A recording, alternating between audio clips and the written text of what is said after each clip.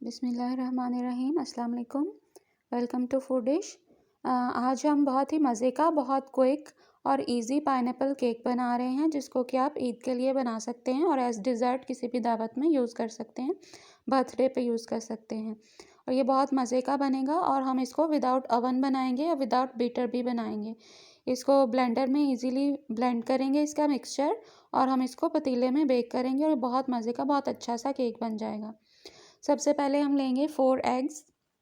ये मैं थोड़ा बड़ा केक बना रही हूँ, कुछ ओकेजन था हमारे घर में तो उस वजह से मैंने बनाया था, इसलिए आप इसकी हाफ़ क्वांटिटी में छोटा भी बना सकते हैं इसको। 4 एग्स मैंने ब्लेंडर के जग में डाल दिए हैं। इसके बाद हम इसके 1 कप मैंने ऑयल लिया है, कोई भी वेजिटेबल ऑयल जो आप घर में यूज़ करते हैं वो ले सकते हैं, ईज़िली बन जाएगा।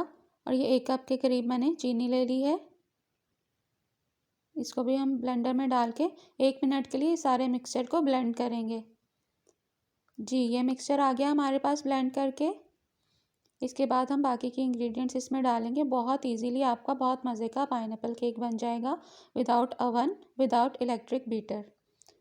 चलें जी, ये इस मिक्सचर के अंदर मैंने आधा पौना कप थोड़ा सा दूध लिया है मैंने, आधा कप दूध लिया है मैंने, और इसको भी हम इसके अंदर मिक्स कर लेंगे। इस तरीके से अच्छे से मिक्स कर लेंगे ताकि दूध और बाकी चीज़ें जो हैं वो अच्छे से मिक्स हो जाएं। दूध को हम साथ भी ब्लेंड कर सकते हैं, लेकिन मैंने कंसिस्टेंसी चेक करने के लिए दूध को एंड पर रखा है। अच्छा, ये मेरे पास 2 कप मैदा है, जिसको मैं 2 पार्ट्स में डालूँगी, आधा आधा करके। ये मैंने 1 टीस्पून इसके अंदर बेकिंग सोडा डाल दिया है, इसको छान लूँगी।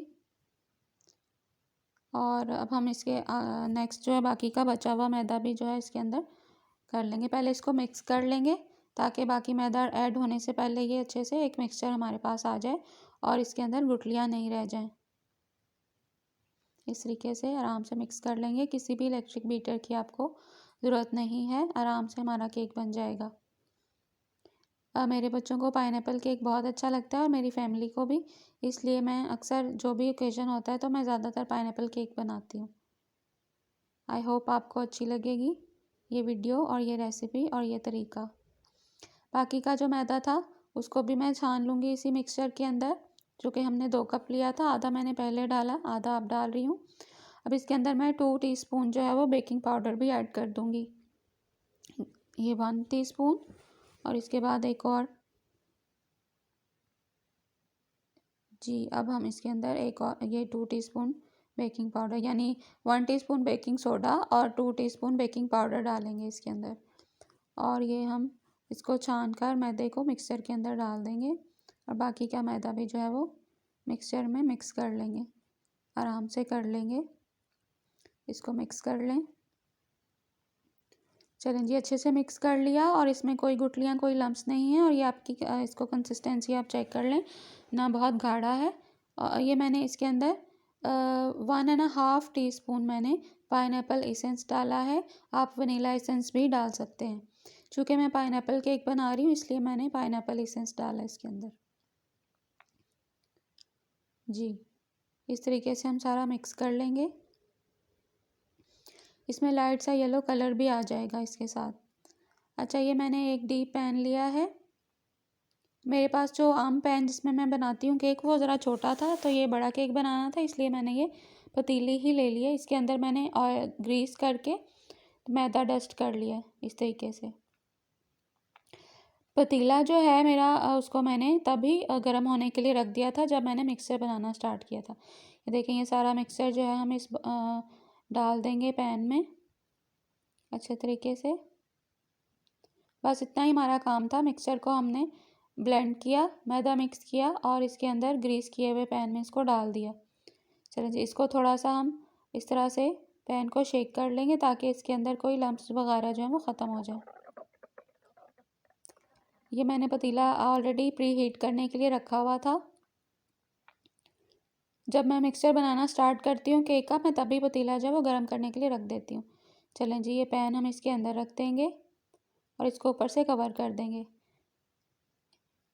50 मिनट्स के बाद हम इसको चेक करेंगे, 40 to 50, सबसे पहले 40 मिनट्स के बाद चेक करेंगे। अगर ठीक हुआ तो फिर इंशाल्लाह हमारा केक डन हो जाएगा। अच्छा जी, 50 मिनट्स हो गए और ये मेरा केक जो है वो डन है।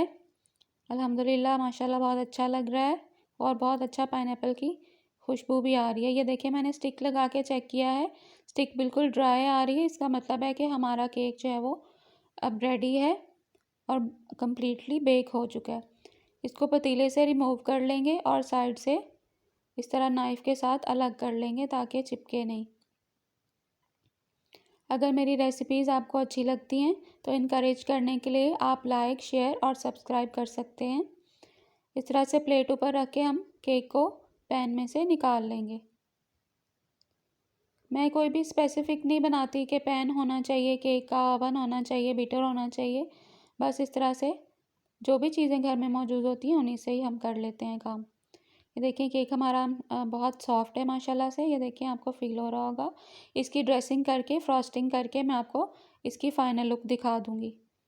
बहुत अच्छा फ्लेवर और बहुत अच्छी लुक आ रही है इसकी। इस तरह से भी हम एज़ टी केक भी इसको यूज़ कर सकते हैं और इसकी फ्रॉस्टिंग करके इसको किसी ओकेज़न के लिए भी इस्तेमाल कर सकते हैं। ये देखें जी, अल्हम्दुलिल्लाह हमारे केक की बहुत अच्छी सी फ्रॉस्टिंग हो गई है। और ये मैंने क्रीम को बीट किया था। क्रीम बीट करने की भी मैं रेसिपी आपको अलग से दे दूँगी, उसकी वीडियो आपको अलग से मिल जाएगी।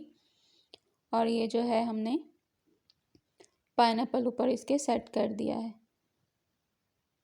अल्हम्दुलिल्लाह केक अच्छा लग रहा है और ये बहुत मज़े का बनेगा। आपको अच्छा लगे तो अपना फ़ीडबैक ज़रूर दीजिएगा। कुछ पूछना चाहें तो मोस्ट वेलकम। अपना बहुत ख़्याल रखिएगा और दुआओं में याद रखिएगा। अल्लाह हाफ़िज़।